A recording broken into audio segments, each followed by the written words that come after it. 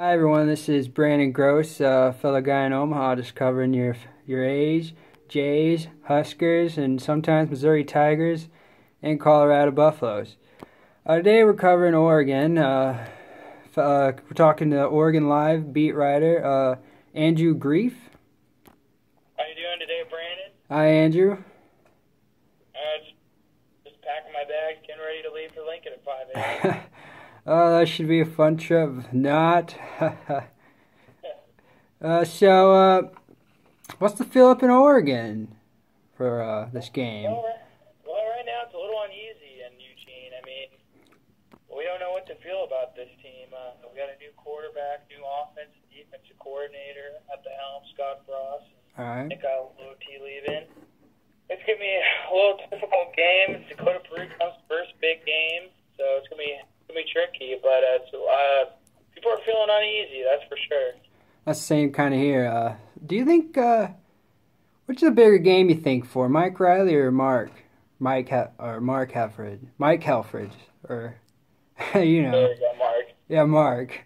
Yeah. But, man, that's a real tough question. YouTube's going to get me on that one. Because, I mean, Mike Riley, this could set his program over the top in Nebraska with this win, but Mark don't get this win now. I think a little uneasiness and what's going to happen this year could really set over the program and cause a lot of doubt in people's heads. Do you think that... Now I'll say tied. Do you think that that Oregon is kind of like 0-2 Nebraska, like they're kind of like, or 0-3, like kind of in that Scott Frost or Frank Solich era? Kind of like Oregon sledding down that path, you know, trying to keep water, but just can't get above it. Granted, we're I 2 years get the in. similarities there. I mean, We're Nebraska 2 years got in. a Heisman caliber quarterback with Solich, and then Marcus Mariota. I mean, I really do think this will be a big key year for him. I mean, granted, Oregon probably should have won 10 games if Vernon Adams doesn't get hurt in that Alamo Bowl, but I totally get the similarities there. But this will be a big key this year. Yeah, I see that. Do you think that Nebraska, you know, everyone says this might be the year, second year under Mike Riley, Tommy Armstrong's second year's offense. What do you take of them this year? What do you think through 2 games?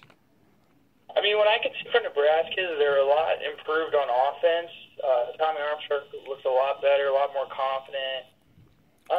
With the defense, I mean, you really can't tell yet because, I mean, they've played 2 Mountain West teams, but what I can see so far, the game tape I've watched, the offense is looking pretty good. Defense, I'd say suspect. I think Oregon can attack them on the perimeters, but it's always wait and see. You don't know till you hit the field. Do you think that Oregon players and fans are kind of like afraid of Nebraska? They're kind of afraid of them, you think? I mean, in a certain extent, I'd say no, but I'd also say yes to that because, I mean, what I'm getting around Eugene is they think the Ducks aren't going to win this game. Yeah. So, I mean, it's really up in the air, but I think Oregon's a confident football team. The fans, on the other hand, I'd say no, but the football team, they're confident. Yeah, I could see that. Or I understand that. I don't really think that that Nebraska is just gonna blow out this team, or even. I think, you know what, I'm afraid. I'm leaning towards Oregon now. It kind of feels weird when we're getting close to the game. Everyone's predictions changing. I know this is one of the biggest, I think, wild card games of the week, and I mean, I've been going back and forth. I mean, I'll leave my prediction at the end, but I totally get what you're saying. I'm going back and forth. I think both these teams are in similar spots, and either could have a really great year or just totally fall flat. Yeah, I see that. Andrew, what was your favorite? Have you ever been to the Midwest, or is this your first time, or where are you from? You always? I'm from Oregon, Portland, Oregon. Nice. Grew up a Beaver fan. Wow, yeah, you cover them too, don't you? I did cover Oregon State actually when Mike Riley first started there in early 2000s, but went to Oregon, fell in love with the university, and the farthest Midwest I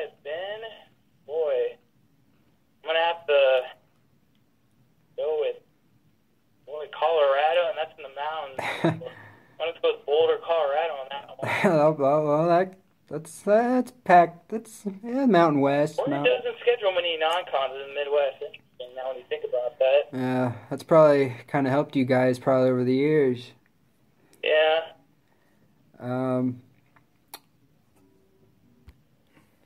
Do you think this is a bigger game for Tommy Armstrong or Dakota Prukam? Boy, I think that could either go really either ways, but right now, I'd have to go with Tommy Armstrong, your senior, your last year. I mean, Tommy Armstrong really hasn't had a marquee win, I would per se. I mean, Dakota Freecomb's got another year in this system, and it's only his third game, while Tommy Armstrong's been in the system about 4 years. All right. Do you think that Dakota is kind of talking a little bit of smack with what he said recently? I saw in an article he said that he ain't afraid to play in front of 90,000 fans. What do you think of that? I mean, do you think Nebraska fans should add the fuel to that and make them? I think if you're a Nebraska fan, you got to take that with a grain of salt. I mean, what are you gonna say? I'm scared of these 90,000 people. I mean, you got to look at it that way. You got to be confident if you want to walk in there and win a game. So, I mean, I think you got to take it with a grain of salt and see what the kid's all about.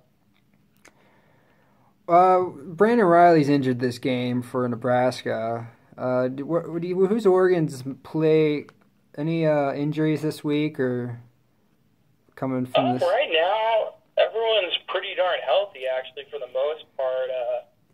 I know Farrell Cooper had a little ankle sprain, but other than that, this team's looking pretty healthy. Who should we look for on offense from the Ducks? Like a guy we haven't heard yet, who Nebraska fans should probably keep an eye on Saturday.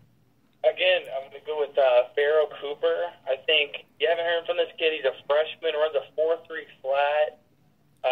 He's a burner. I'd say watch out for that kid. Also, you got Devin Allen, the Olympic sprinter. Get him on punt returns, and if he can get a bubble screen out, watch out for him. Yeah, I think Oregon will have a good chance for return some punts this weekend. Our freshman punter, he's not played that well, but he's a freshman. Give him a break. By the way, rest in peace, Sam. That's true. No, I totally get where you're coming from. Yeah, I've watched some game film of him. I mean, a tough scenario for the kid, but I mean, so far, yeah, I totally agree. I think if Royce Freeman and Devin Allen can get a punt on the run, I mean, I think overall team speed, Oregon's got the advantage. What do you think of this Nebraska D-line against this O-line this matchup? Boy, man, that is the matchup I just can't get my head around because Oregon's young. I don't think anyone can in the nation. Yeah, because I mean, Nebraska dominated those Mountain West teams. Again, they were Mountain West teams, but Oregon, I mean, they ran on Virginia. I mean, they're Power 5, but I bet Virginia wins 2 games and UC Davis, who is. But yeah, it'll be a tough matchup. Right now, I'm gonna have to go with. Boy, that might be a split. I don't know who to pick on that one. Find out. You could just say. At 5:30. I guess we could say that Tommy Armstrong. Who has bigger criticism coming into this? Mark Helfrich or Tommy Armstrong? Boy, I mean, I think the people in Eugene, they're not giving up on Mark. But, I mean, this game they lose, it ain't looking good. But I got to go with Tommy Armstrong on that one. What I've heard from the fans and the critics, I mean, it's a love-hate relationship with that guy. With the Ducks coming in this year, what's everyone wasn't even picking them to win the Pac-12 this year. That's probably new for Duck fans recently. But what do you think would make a Duck fan happy this year besides winning the playoff? Because that'd make anyone happy. Oh yeah, I mean, yeah, like you said, this is the first time Oregon has been picked to win the Pac-12 since 2009. That's a little weird for you people in Eugene, but I mean. I think people are still pretty high on this program, and I'd say probably still Pac-12 titles. People would want, but what they expect. I'm gonna have to go with. I see this team winning 9 games, maybe 10. Oregon's happy with 9-10 wins. That's what I see. College football is changing. Jeez. But,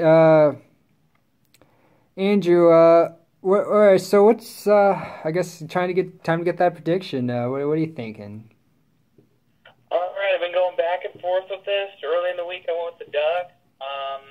But I'm going to say 39-36. Hate to say it, but I think Nebraska gets this win. I think the Nebraska fans are chanting. I think Nebraska gets one more stop than Oregon in it. One more stop? 39-36. I can see that. I'm going to say, well, this will change by Saturday. I'll say Nebraska Same. 54. Whoa. Oregon 37. All right, you got a blowout there. Kinda. Well, Andrew, I guess Great talk. good talking to you too. We'll probably talk to you next week. Heading into whoever you guys play next. Oh, Ducks. See ya. And that's the podcast for this week. Everyone, check it out.